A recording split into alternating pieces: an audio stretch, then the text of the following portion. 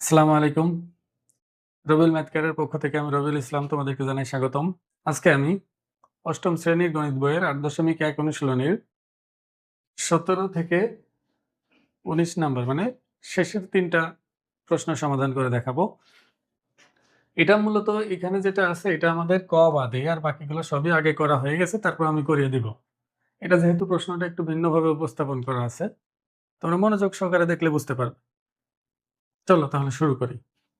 প্রশ্নে দেখো বলছে যে এবিসিডি একটা চতুর্ভুজ যা এসি আর বিডি কর্ণ সমান না, আর এর যেকোনো দুটি সন্নিহিত কোণের সমষ্টি ২ সমকোণ। একটু আগেই তোমাদের আগেরটার মধ্যে শিখিয়েছি যে সামান্তরিকের বৈশিষ্ট্য হলো একজোড়া সন্নিহিত কোণের যোগফল ২ সমকোণ বা ১৮০ ডিগ্রি বা এক সরল কোণ। মানে এটা যোগ করলে ১৮০ হবে, এটা যোগ করলে ১৮০ বা ২ সমকোণ, এটা যোগ করলে ১৮০ বা ২ সমকোণ হবে। এগুলো হচ্ছে সামান্তরিকের বৈশিষ্ট্য। আর আমরা জানি বর্গ, রম্বস বা আয়ত সবাইকেই সামান্তরিক বলে ডাকা যায়, কারণ এরা সবাই একই। বর্গ একটি সামান্তরিক, আয়ত একটি সামান্তরিক, রম্বস একটি সামান্তরিক, সবই সত্য কথা। তাহলে এখানে যখন এই যে এই বৈশিষ্ট্যটা আরো উল্লেখ করে দিছে, এটা আরো কনফার্ম করতেছে এটা আসলেই আয়ত না এবং বর্গ না। এটা হয় সামান্তরিক হবে, না হলে রম্বস হবে। তা আমরা যেহেতু রম্বস একটি সামান্তরিক, তাহলে এটাকে আমরা সামান্তরিক ধরে নিতে কোনো সমস্যা নাই, কোনো বাধা নাই। তাহলে আমরা খ নম্বরের জন্য অবশ্যই সামান্তরিক একে প্রমাণ করব এটা। কিন্তু ক এর জন্য কিছুই না, ক সম্পূর্ণ আলাদা। ক কি বলছে দেখো, ক বলছে চিত্র সহ ঘুড়ির সংজ্ঞা দাও। তোমাদের বইয়ের মধ্যে আছে এটা, দেখবা যে বইয়ের প্রথমেই আমরা তারপরে আমি বলে দিই। ঘুড়ি হলো যে চতুর্ভুজের এক জোড়া বাহু মানে ২ জোড়া সন্নিহিত বাহু সমান। যে চতুর্ভুজের ২ জোড়া সন্নিহিত বাহু সমান তাকে ঘুড়ি বলে। এটা যদি এবিসিডি একটি ঘুড়ি হয়, তাহলে অবশ্যই এখানে এবি আর এডি সমান হতে হবে, বিসি এবং সিডি সমান হতে হবে। মানে ২ জোড়া সন্নিহিত বাহু সমান, মানে ২টা বাহুর একটা শীর্ষবিন্দু থাকতে হবে, এরকম ২ জোড়া সমান হতে হবে। যেমন এই এক জোড়া সন্নিহিত বাহু, এই এক জোড়া সন্নিহিত বাহু। এই ২ জোড়া সন্নিহিত বাহু পরস্পর কি হবে? সমান হবে। মানে এটা সমান, এই বাহু ২ টাও সমান। তাহলে এটাকে আমরা ঘুড়ি বলতে পারবো। তাহলে ঘুড়ি হলো যে চতুর্ভুজের ২ জোড়া সন্নিহিত বাহু সমান তাকে ঘুড়ি বলে।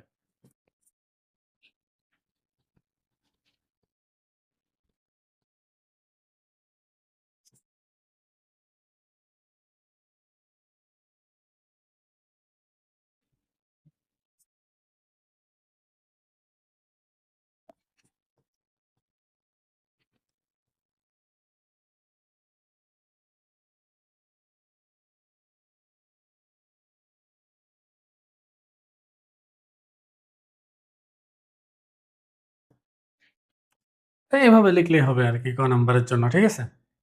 এবার খ দেখো। খ আগে প্রশ্ন এখান থেকে ভালো করে দেখে নাও। আমরা বুঝে ফেলছি যে এটা একটা সামান্তরিক। আর এটা দেখো সামান্তরিকের বিপরীত বাহু এবি আর সিডি, আবার এডি আর বিসি। মানে এখানে আমাকে প্রমাণ করতে বলছে সামান্তরিকের বিপরীত বাহুগুলো সমান। এটা হলো উপপাদ্য ২। উপপাদ্য ২ এখানে আবার দিয়েছে, কিন্তু উদ্দীপকটা একটু ঘুরাইছে। কিন্তু হুবহু উপপাদ্য ২ এর মতো করে আমরা লিখব।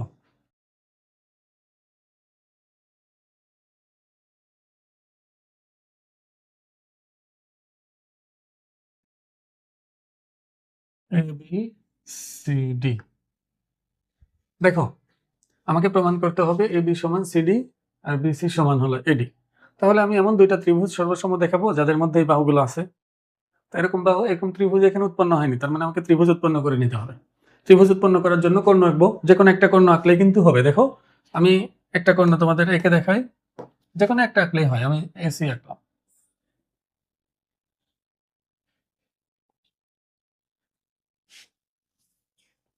দেখো এসি কর্ণ আঁকার পর এখানে ২টা ত্রিভুজ উৎপন্ন হয়ে গেছে। একটা হলো এডিসি, একটা হলো এবিসি। কারণ আমাকে প্রমাণ করতে হবে কিন্তু দেখো এবি সমান সিডি আর এডি সমান বিসি। তো এখন দেখো তো এই ত্রিভুজ দুটির মধ্যে একটা বাহুর মধ্যে এবি আছে, দেখো এই যে এবি। একটা ত্রিভুজের মধ্যে এবি বাহু আছে, আরেকটার মধ্যে আছে সিডি।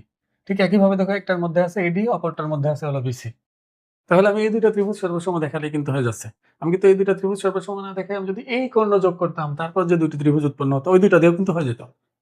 তো এই ২টা ত্রিভুজ সর্বসম দেখানোর জন্য এটা খুবই সহজ। দেখো যেহেতু এটা সামান্তরিক আমরা বলে নিব। দেখো আচ্ছা, বিশেষ নির্বাচন লিখে দিব না মুখে বলে দিব? শুধু মুখে বলে দিই, তোমরা লিখে নিবে।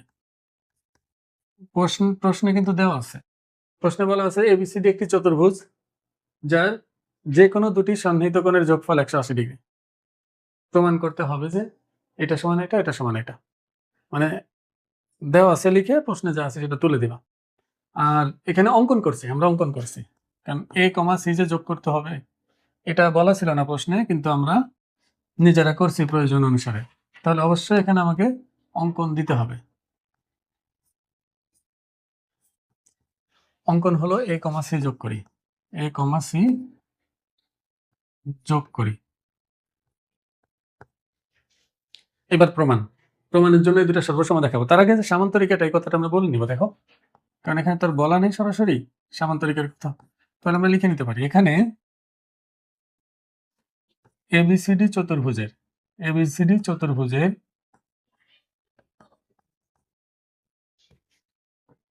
যে কোনো সন্নিহিত কোণের যোগফল 2 সমকোণ। সুতরাং এবিসিডি একটি সামান্তরিক। এবার আমরা আগের 2 নম্বরের মতো লিখতে থাকবো, এই দুটো সর্বসম দেখাবো। তাহলে এখানে আমাদের যেহেতু এটা সামান্তরিক, তাহলে বিপরীত বাহুগুলো কি হবে? সমান্তরাল হবে। যেহেতু এটা সামান্তরিক, তাহলে আমরা বিপরীত বাহুগুলোকে কি বলতে পারবো? সমান্তরাল বলতে পারবো। আর সমান্তরাল বলতে পারার কারণে এই দুইটা হবে একান্তর কোণ। দেখো, এই দুটো সমান্তরাল, এটা ছেদক, তাহলে একান্তর কোণ হবে। ঠিক একইভাবে এই দুটো সমান্তরাল, তো এটা ছেদক হলে তখন এই দুইটা হবে একান্তর কোণ। তোমরা এটা এখানে বুঝতে না পারলে 2 নম্বর উপপাদ্যটা দেখো, তখন বুঝতে পারবো। এখানে আলাদা ভেঙে ভেঙে অনেক ডিটেলসে করাইছি। আমি আশা করবো তোমরা আগের গুলো দেখে আসছো, সেক্ষেত্রে এটা আমি না করলেও তোমরা পারবে। এই জন্য আমি যত সংক্ষেপে বোঝানো যায় এটা বোঝাচ্ছি। তাহলে এখানে আমরা লিখতে পারি যে এবি সমান্তরাল ডিসি এবং এসি এদের ছেদক। সুতরাং কোণ বিএসি সমান হলো কোণ এসিডি।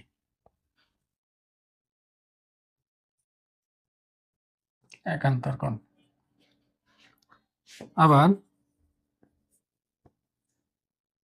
এবার এডি সমান্তরাল বিসি এবং আবার এসি এদের ছেদক। তাহলে এখানে আমরা বলতে পারি, দেখো, কোণ এসিবি সমান কোণ সিএডি। কোণ ডি, এটাও একই কারণ, একান্তর কোণ। এবার আবার এসি সাধারণ বাহু, এসি সমান এসি, এটা হচ্ছে সাধারণ বাহু। তাহলে আমরা বলতে পারি যে ত্রিভুজ এবিসি, সুতরাং ত্রিভুজ এবিসি সর্বসম ত্রিভুজ এসিডি। সাইড নোট হিসাবে দিবা দুইটা কোণ একটা বাহু, তাহলে কোন বাহু কোন উপপাদ্য। আর এই দুটো যখন সর্বসম হয়ে যাবে তখন আর আমাদের বলতে বাধা নাই যে এবি সমান ডিসি। মানে সুতরাং এবি সমান ডিসি এবং এডি সমান বিসি। এডি সমান বিসি।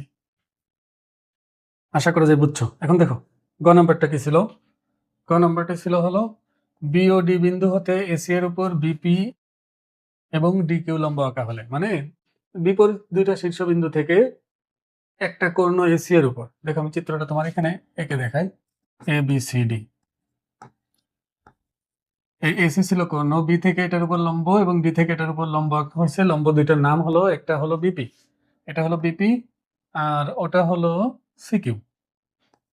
আমাকে প্রমাণ করতে হবে এই এটা যোগ করার পরে যে বিপি ডি কিউ একটি সামান্তরিক। বিপি ডি কিউ একটি সামান্তরিক। এটা কয় নম্বর উপপাদ্য? এটা 14 নম্বর উপপাদ্যটা, মানে 8.1 অনুশীলনী 14 নম্বরটা। এটা ওখানে আমি এটা বুঝিয়েছি, তারপর আমি আবার বুঝাই দিচ্ছি।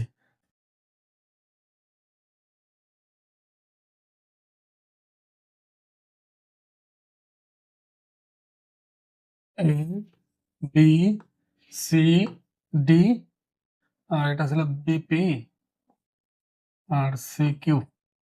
এটা লম্ব, এটা 90 ডিগ্রি, এটাও 90 ডিগ্রি, এই দুটো 90 ডিগ্রি কোণ। প্রশ্নে বলা আছে এটা। কিন্তু আমি যদি বিপি ডি কিউ কে সামান্তরিক প্রমাণ করতে চাই, তাহলে এখানে বিপরীত বাহুগুলো সমান সমান্তরাল দেখালেও হচ্ছে, বা শুধু বিপরীত বাহুগুলো সমান্তরাল দেখালেও হবে, বিপরীত কোণগুলো সমান দেখালেও হবে, কোণদ্বয় পরস্পরকে সমদ্বিখণ্ডিত করে এটা দেখালেও হবে। আবার যদি এক জোড়া বাহু সমান ও সমান্তরাল দেখাই তাতেও হবে। এখানে সবচেয়ে সহজ আছে এক জোড়া বাহু সমান ও সমান্তরাল দেখালে। কিভাবে দেখো, এই যে এটার উপর কিন্তু অলরেডি দুইটা লম্বা আঁকা আছে, এই একটা, এই একটা। একটা হলো বিপি, একটা হলো ডিকিউ। আর আমরা জানি একই রেখার উপর যদি একাধিক লম্ব আঁকা হয় তাহলে লম্বগুলো পরস্পর সমান্তরাল হয়। মানে একটার উপর রেখার উপর তুমি যতই লম্ব আঁকো না কেন, সে লম্বটা যেদিকেই থাক না কেন, এরা সবসময় সমান্তরাল হবে, পরস্পরের সাথে সমান্তরাল হবে। তাহলে আমি এমনিতেই এই দুটাকে সমান্তরাল বলতে পারবো। আর এই দুটাকে যদি কোনোভাবে সমান দেখানো যায়, মানে সমান্তরাল বলতে পারতেছি, আর যদি কোনোভাবে সমান দেখানো যায় তাহলেই কিন্তু আমরা এটাকে সামান্তরিক প্রমাণ করে দিতে পারবো। তাই সমান দেখানোর জন্য আমি এই দুইটা ত্রিভুজ নিয়ে কাজ করতে পারি। ছোট, এই যে এখানে একটা ত্রিভুজ আছে আর এখানে একটা ত্রিভুজ আছে, এই দুটা ত্রিভুজকে আমরা সর্বসম দেখাবো। দেখো তো সর্বসম কিভাবে দেখাবো, যেহেতু বড়টা একটা সামান্তরিক, আমরা আগে দেখছি এটা বড়টা সামান্তরিক, তো বড়টা সামান্তরিক হলে এই বাহুটা আর এই বাহুটা তো সমান হবে, আর এটা সমান্তরাল হবে, এটা ছেদক, সেই ক্ষেত্রে এটা হবে হচ্ছে একান্তর কোণ, আর এটাও 90 ডিগ্রি, এটাও 90 ডিগ্রি। তার মানে একান্তর কোণ দুইটা সমান, 90 ডিগ্রির জন্য দুইটা কোণ সমান হচ্ছে, আর এই বিপরীত বাহুর জন্য আর একটা বাহু সমান হচ্ছে। তাহলে কি হলো, দুই কোণ আর এক বাহু জন্য সর্বসম হয়ে গেল না?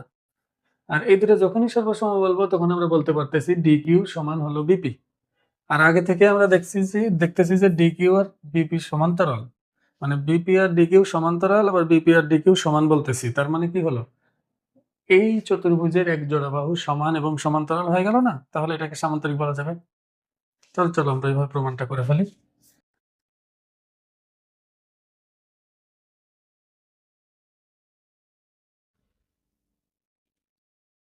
দেওয়া আছে, যেহেতু খতে আমি এটাকে সামান্তরিক প্রমাণ করছি, তাহলে এখানে দেওয়া আছে, লিখে ফেলি। দেওয়া আছে এবিসিডি একটি সামান্তরিক যার এসি কোণের উপর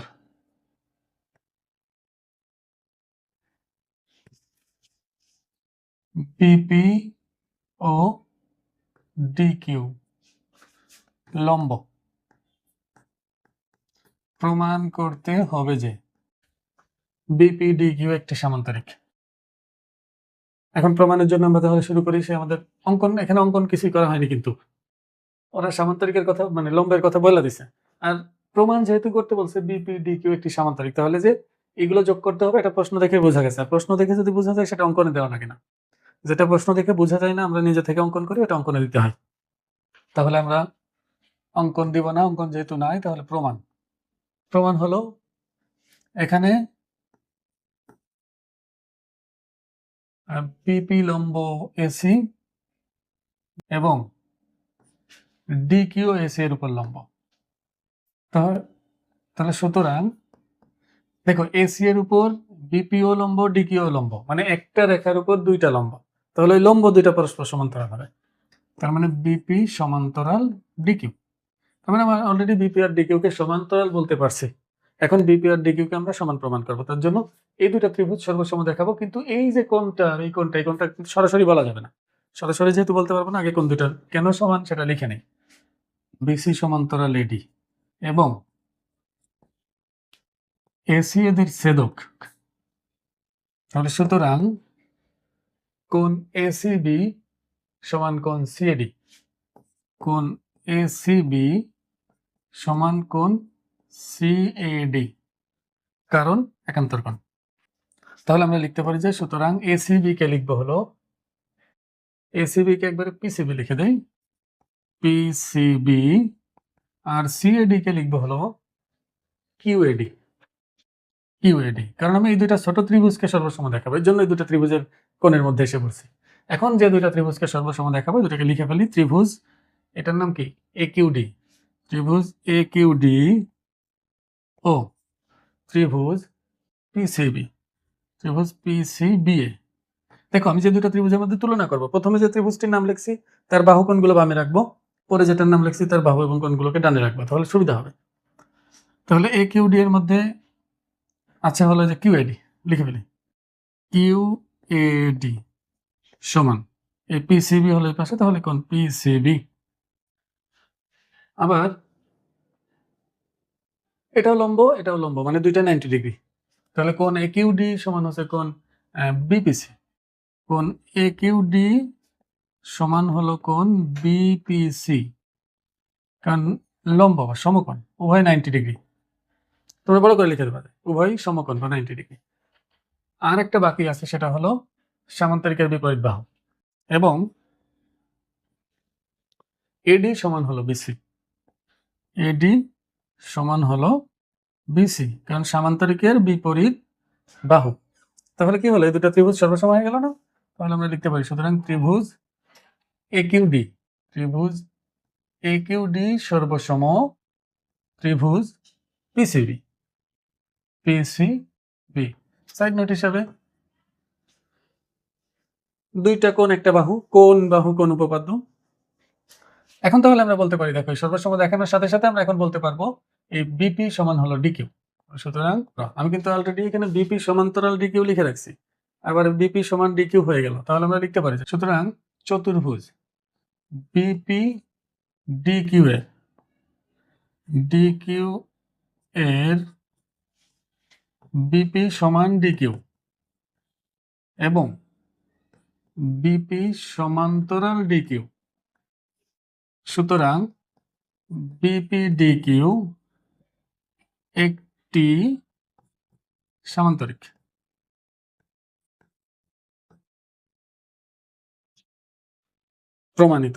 প্রমাণিত লিখে দাও। আশা করি যে বুঝতে পারছো। এটা যদি বুঝতে সমস্যা হয় তাহলে 8 নাম্বারটা দেখো, এটা অনেক ভেঙে পড়েছি, ওখানে দেখলে বুঝতে পারবে। চলো এখন আমরা শেষের দুইটা প্রশ্ন দেখি কি আছে। 18 নম্বর প্রশ্নটা দেখো বলছে যে একটি আয়তাকার ঘনবস্তুর দৈর্ঘ্য প্রস্থ উচ্চতা দেওয়া আছে যথাক্রমে এত এবং এত এবং এত, মানে 10, 8 এবং 5। মানে বলছে সমগ্র পৃষ্ঠের ক্ষেত্রফল নির্ণয় করো। দেখো আয়তাকার ঘনবস্তু হচ্ছে ঠিক এরকম, ইটের মতো, যার একটা দৈর্ঘ্য থাকে, যার একটা প্রস্থ থাকে এবং যার একটা উচ্চতা থাকে, এবং তার 6টা তল থাকে। দেখো সামনে একটা তল, একদম পিছে একটা তল, উপরে একটা তল আছে, নিচে একটা তল আছে, বামে একটা তল আছে, ডানে একটা তল আছে। তো এরকম 6টা তল থাকে। খেয়াল করো, উপরের তল আর নিচের তল সমান হয়, সামনেরটা আর পিছেরটা সমান হয়, ডানেরটা এবং বামেরটা সমান হয়। এগুলোকে বলা হয় আয়তাকার ঘনবস্তু। আর যদি দৈর্ঘ্য, এই যে দৈর্ঘ্য প্রস্থ উচ্চতা সবগুলো যদি সমান হয়, মানে এই কোনাকুনি, এইটা আবার এই যে এদিকে এইটুকু সব যদি সমান হয়, তখন সেটাকে বলা হয় ঘনক। ঘনকের সবগুলো বাহু সমান হয়, দৈর্ঘ্য হচ্ছে, প্রস্থ হতে উচ্চতা হতে।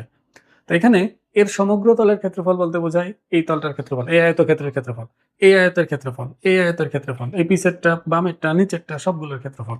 তাহলে আমি এখানে একটা চিত্র এঁকে এটা বোঝানোর চেষ্টা করি, একটু খেয়াল করো।